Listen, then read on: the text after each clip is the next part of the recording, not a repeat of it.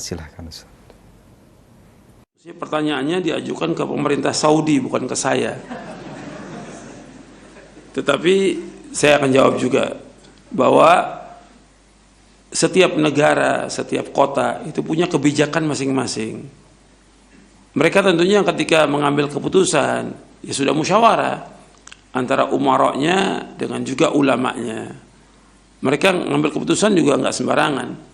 Artinya pelarangan seperti ini, dia juga nggak mau bahwa negerinya akan datangi oleh orang-orang yang berpenyakit, yang mengorbankan rakyatnya. Nggak mau mereka juga.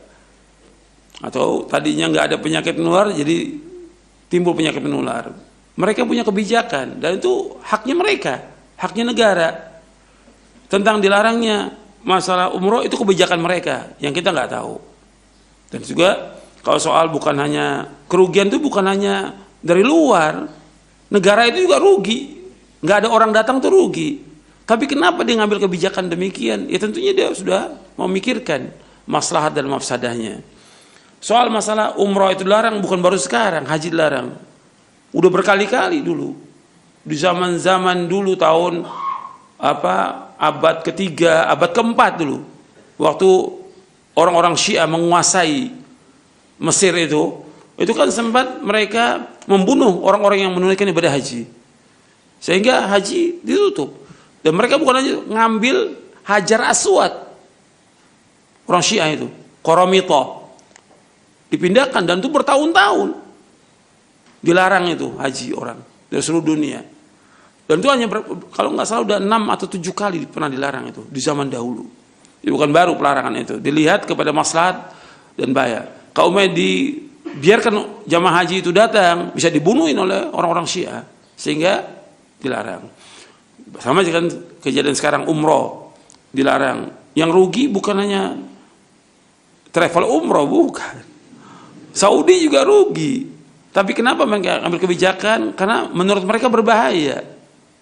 Setelah mereka juga musyawarah dan yang lainnya.